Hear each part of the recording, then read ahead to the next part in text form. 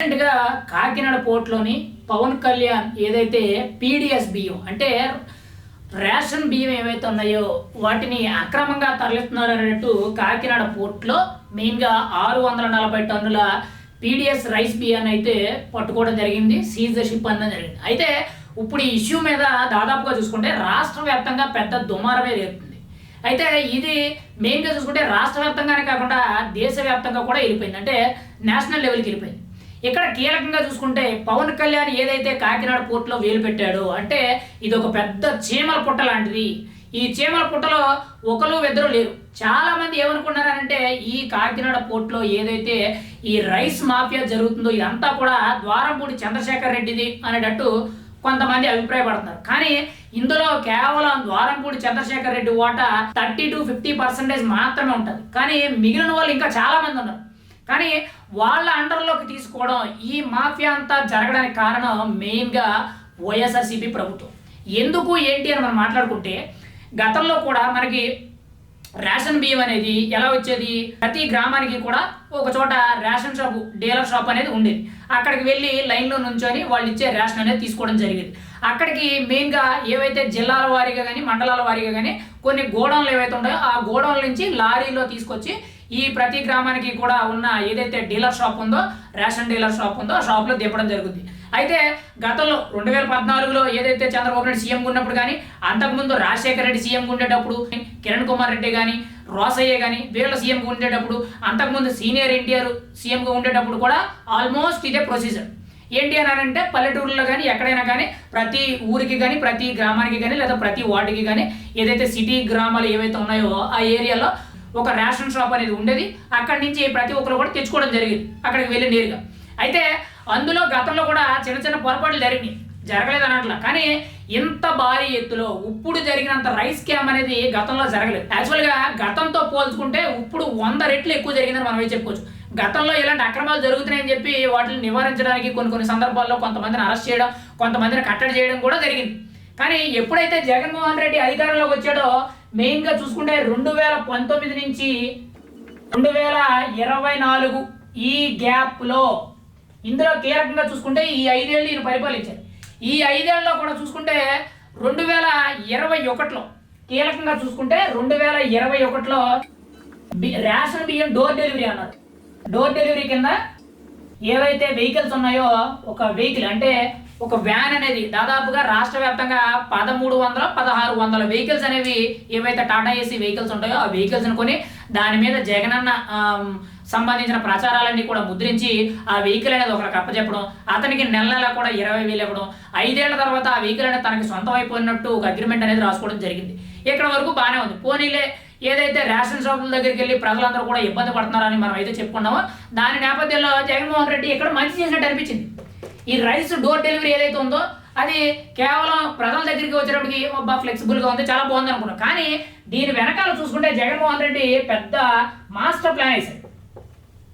ఆ ప్లాన్ ఏంటంటే ఇక్కడ కీలకంగా చూసుకుంటే రేషన్ బియ్యం అక్రమం ఏదైతే ఉందో గతంలో ఎలా ఉండేది అంటే మనకు ఆల్రెడీ ముందు చెప్పుకున్నాం కదా, రేషన్ షాపుల దగ్గరికి వెళ్ళి మనం తెచ్చుకుంటే వాళ్ళు అలా ఉండేటప్పుడు అక్కడ ఏవైనా అవకతవకలు జరిగితే ఆ అవకతవకల నుంచి రేషన్ అనేది వేరే చోటకి మళ్లించడం, అలా మళ్లించి అలా రాష్ట్ర వ్యాప్తంగా స్కాములు చేసుకున్నారు. కానీ ఇతర దేశాలకు ఎక్స్పోర్ట్ చేసినంత స్కామ్ అయితే లేదు.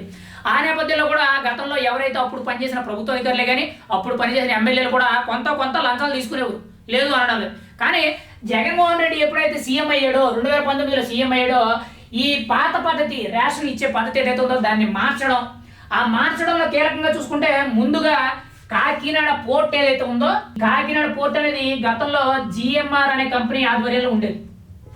అయితే దాన్ని అరవిందో కంపెనీకి లాగేసుకోవడం జరిగింది. 1692 కోట్లకి ఈ జిఎంఆర్ పోర్ట్ ఏదైతే ఉందో అక్కడి నుంచి ఈ అరబిందో కంపెనీకి ఈ పోర్ట్ ఏది కాకినాడ పోర్ట్ అనేది తీసుకోవడం జరిగింది. అసలు ఈ అరబిందో కంపెనీ ఎవరిదని మాట్లాడుకుంటే స్వయానా విజయసాయిరెడ్డి గారి యొక్క దగ్గర బంధువుది. ఈ అరబిందో ఏదైతే ఫార్మసీ కానీ రియాలిటీ కానీ ఇంకా వేరే ఏవైతే ఉన్నాయో అరబిందో అనేది అది వైఎస్ఆర్సీపీ నేత అయిన విజయసాయిరెడ్డి దగ్గర బంధువుది, చాలా దగ్గర బంధువుది. మరి ఏ వరుస ఏంటనేది మనం అయితే చెప్పకూడదు, కరెక్ట్ కాదు కూడా. కానీ చాలా దగ్గర బంధువుది. ఆయనకి కాకినాడ పోర్ట్ అనేది దారాదత్తం చేయడం జరిగింది. First point. రెండో పాయింట్ చూసుకుంటే ఇక్కడ కాకినాడ పోర్టు ఆయన ఆధీనంలో ఉంది. ఎవరు? జగన్మోహన్ రెడ్డి ఆధీనంలో వైఎస్ఆర్సీపీ నేతల్లో మెయిన్గా అరబిందో రియాలిటీ కంపెనీ దగ్గర ఉంది. కానీ ఇక్కడ కాకినాడ పోర్టుకి ముందు రైస్ రావాలి కదా, ఆ రైస్ను తీసుకెళ్లాలంటే ఒక ట్రాన్స్పోర్టేషన్ అనేది కావాలి కదా. ఆ ట్రాన్స్పోర్టేషన్ కోసం అని చెప్పి 2021లో మెయిన్గా జగన్మోహన్ రెడ్డి చూసుకుంటే ప్రజలకి డోర్ డెలివరీ అని ఏదైతే వెహికల్స్ని పెట్టాడో, బియ్యం వెహికల్స్ ఏవైతే పెట్టారో అది ప్రజల కోసం పెట్టినవి కాదు, ఈ పోర్టుకి రైస్ పంపించడానికి వ్యాన్లు పెట్టారు. ఇక్కడికి ఎలా వస్తాయంటే మెయిన్గా రాష్ట్ర వ్యాప్తంగా కొన్ని చోట్ల జిల్లాల వారిగా కానీ గోడౌన్లు ఉంటాయి, పెద్ద పెద్ద గోడౌన్స్ అనేవి నెలల తరబడి గోడౌన్స్ అనేవి ఉంటాయి. ఈ గోడౌన్ల నుంచి ఇక్కడికి రైస్ వెహికల్స్కి వెళ్ళి తెచ్చుకొని రావాలి. అయితే ఇక్కడే రైస్ వెహికల్ దగ్గర తెచ్చుకునేటప్పుడు ప్రతి గ్రామానికి కానీ లేదా ప్రతి రైస్ వెహికల్ అని చెప్పి ఇంత పరిమితి కింద ఒక 100 బస్తాలనో లేదా ఒక 50 బస్తాలనో అందులో లోడ్ తీసుకొస్తారు. అయితే అక్కడే దాదాపుగా సగానికి సగం ఆ రైస్ బస్తాలు ఏవైతే ఉన్నాయో అక్కడే మైన్ చేసేయడం జరిగింది. అక్కడి నుంచి నేరుగా కాకినాడ పోర్టులోకి షిఫ్ట్ చేసేవారంట.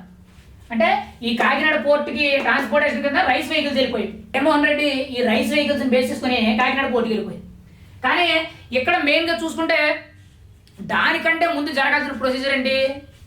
ఈ బియ్యం ఏవైతే ఉన్నాయో, ఈ జిల్లాల నుంచి బియ్యం ఏవైతే ఉన్నాయో ఈ రైస్ మిల్కి రావాలి కదా. ముందు రైస్ మిల్కి వచ్చి కొంత వాటిని మళ్ళీ రీసైకిల్ చేయాలి, కొంత శుద్ధి చేసి ప్యాకేజింగ్ మార్చాలి. ఎందుకనంటే ఇక్కడ గవర్నమెంట్ అనేది గోను సంచుల్లో బియ్యం వేస్తారు.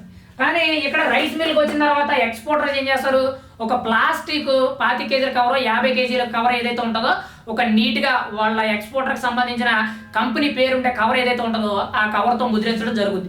అదంతా కూడా రీసైకిల్ చేయడానికి, అంటే ఇక్కడ జిల్లాల నుంచి ఈ వెహికల్స్ని బేస్ చేసుకొని ఈ రైస్ మిల్స్కి వచ్చేది, లేదంటే లారీల్లో పంపించేసేవారు ఎక్కువ మోతాదులో అయితే. చిన్న మోతాదులో అయితే ఇలాగ రైస్ మిల్కి వెళ్ళిపోయేది. అయితే ఇక్కడ రైస్ మిల్లు, ఇక్కడ రైస్ వెహికల్స్, కాకినాడ పోర్టు ఇవన్నీ కూడా జగన్మోహన్ రెడ్డి ఆధీనంలో ఉన్నాయి. పైగా ఇక్కడ 2019లో జగన్మోహన్ రెడ్డి అధికారంలోకి వచ్చిన తర్వాత రాష్ట్ర వ్యాప్తంగా చూసుకుంటే రైస్ మిల్ అధ్యక్షుడు ఎవరు అని అంటే ద్వారంపూడి చంద్రశేఖర్ రెడ్డి. అది అంటే రాష్ట్ర వ్యాప్తంగా ఎన్నైతే రైస్ మిల్లు ఉన్నాయో ఆ రైస్ మిల్లు సంబంధించిన సంఘం అధ్యక్షుడి కింద ద్వారంపూడి చంద్రశేఖర్ రెడ్డి సోదరుడు ఎవరైతే ఉన్నారో వీరభద్రారెడ్డి ఆయనకు ఆ పదవి కట్టబెట్టడం జరిగింది. ఇక్కడ జగన్మోహన్ రెడ్డి చూడండి, ఈయన అధికారంలోకి వచ్చాడు 2021లో ఈ డోర్ డెలివరీ ఏదైతే రైస్ వెహికల్స్ పెట్టాడు. పెట్టిన తర్వాత కాకినాడ పోర్ట్ని తన అండర్లో తీసుకున్నాడు, రైస్ వెహికల్స్ని బేస్ చేసుకున్నారు. తర్వాత ఈ రైస్ మిల్ అధ్యక్షుడు ఏది చెప్తే అదే, ఆయన మాటకి ఎవరు ఎదురు చెప్పరు కదా. కాకినాడ పోర్టు కూడా వాళ్ళదే, వాళ్ళు కూడా స్వయాన కాకినాడలో బ్రతికే వాళ్ళే, ఇంకా వాళ్ళ మాటకి ఎవరు ఎదురు చెప్పేది. ఇక్కడ కీలకంగా చూసుకుంటే కాకినాడ సిటీ ఎమ్మెల్యే, అప్పుడు సిటీ ఎమ్మెల్యే ద్వారంపూడి. గతంలో ఇక్కడ కీలకంగా చూసుకుంటే ఈ మాఫియా అనేదానికి మెయిన్గా జగన్మోహన్ రెడ్డి, ఇటు ద్వారంపూడి చంద్రశేఖర్ రెడ్డి వీళ్ళిద్దరూ ఆధీనంలో పెట్టుకోవడం జరిగింది. కేవలం 3 ఏళ్లలోనే 1,31,00,000 టన్నుల రైస్ అనేది ఎక్స్పోర్ట్ చేయడం. దాని వాల్యూ కాకినాడ పోర్టులోనే 48,537 కోట్లు కేవలం 3 ఏళ్లలోనే. ఎక్కడి నుంచి? 2021 నుంచి, అంటే 21 నుంచి 24 వరకు కేవలం 3 ఏళ్లలో అంత.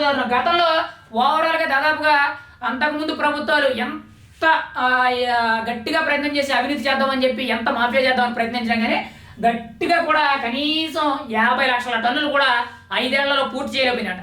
కానీ ఎప్పుడైతే జగన్మోహన్ రెడ్డి ఇక్కడ 2019లో అధికారంలో వచ్చి 2021 నుండి 23లో అంటే కరోనా దాటిన తర్వాత నుంచి కూడా చూసుకుంటే ఈ రైస్ వెహికల్స్ ఏవైతే ఉన్నాయో వీటిని బేస్ చేసుకొని మెయిన్గా ఇక్కడ జిల్లాలకు సంబంధించిన గోడౌన్లు ఏవైతే ఉన్నాయో గోడౌన్ల నుంచి రైస్ మిల్కి, రైస్ మిల్ నుంచి మళ్ళీ ఇటు కాకినాడ పోర్టుకి మొత్తం కూడా ఒక ప్రీ ప్లాన్డ్గా జరిగిన గేమ్ అంటే.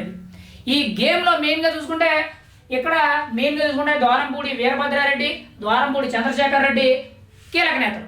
వీళ్లతో పాటు బీజేపీకి సంబంధించిన కొంతమంది నేతలు, మెయిన్గా వైఎస్ఆర్సీపీకి సంబంధించిన ఇంకా కీలక నేతలు, టీడీపీకి సంబంధించిన కొంతమంది నేతలు.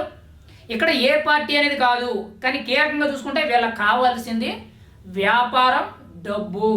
ఆ డబ్బు వ్యాపారం ఏదైతే ఉందో ఇప్పుడు పవన్ కళ్యాణ్ పట్టుకున్నాడో, ఇప్పుడు ఆ డబ్బు వ్యాపారం ఏదైతే ఉందో దానికి సంబంధించి మొన్న 640 టన్నులు ఏవైతే పట్టుకున్నాడో ఆ దానికి సంబంధించి ప్రస్తుతానికి చూసుకుంటే ద్వారంపూడి చంద్రశేఖర్ రెడ్డికి పెద్దగా సంబంధం లేదు.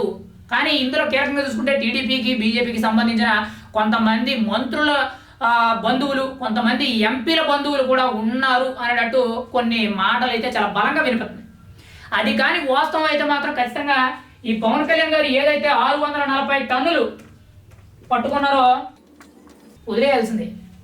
ఖచ్చితంగా ఇంకా చేయాల్సింది ఏం లేదు. అంటే ఆయన అప్పటి వరకు కూడా ఏమనుకున్నారంటే వైఎస్ఆర్సీపీ నాయకులు చేస్తున్నారు, గత ప్రభుత్వాలు వాళ్ళ అధికారంలో ఉండేటప్పుడు మొదలైన ఇప్పుడు కూడా వాళ్ళు ఇంకా అధికారంలో ఉన్నారు అనుకొని చెప్పి మాఫియా చేస్తున్నారు అనుకున్నారు. కానీ వాళ్ళు చేస్తుంది వాస్తవమే. వాళ్ళతో పాటు ఇంకా ఇప్పుడు అధికారంలోకి వచ్చిన పార్టీల్లో ఉన్న నాయకులు కూడా కొంతమంది వాళ్ళ బంధువులు ఎవరైతే ఉన్నారో వాళ్ళందరూ కూడా ఇందులో తలదూర్చారు.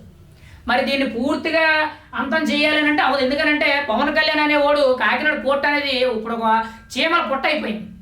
కొన్ని వందల వేల మంది చీమలు ఉన్నాయి అందులో. పవన్ కళ్యాణ్ అనేవాడు అందులో ఏలు పెట్టాడు, ఈయన ఒక్కడే ఉన్నాడు.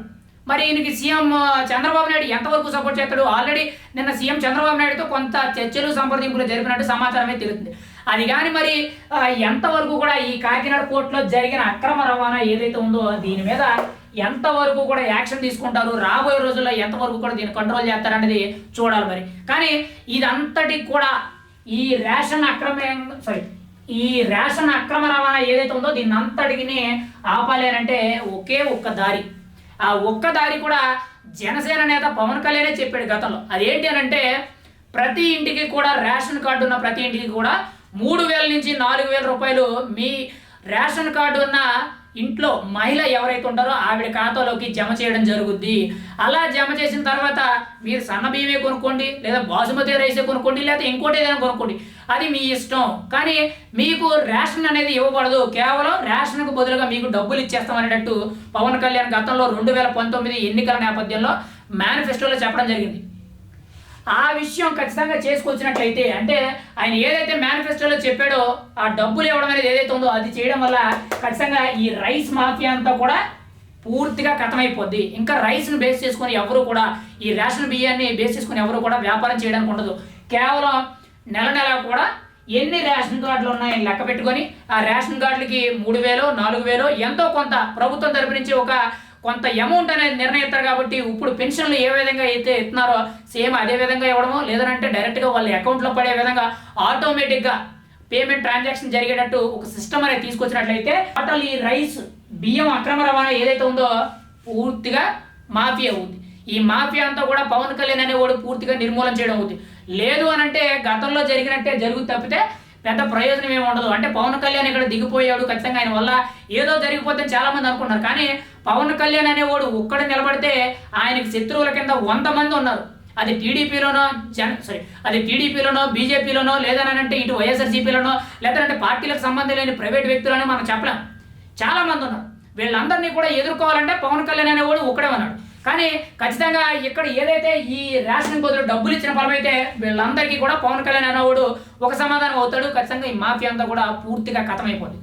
మరి రాబోయే రోజుల్లో దీని మీద ఎటువంటి చర్యలు తీసుకుంటారు అనేది ఖచ్చితంగా తెలియవలసి ఉంది.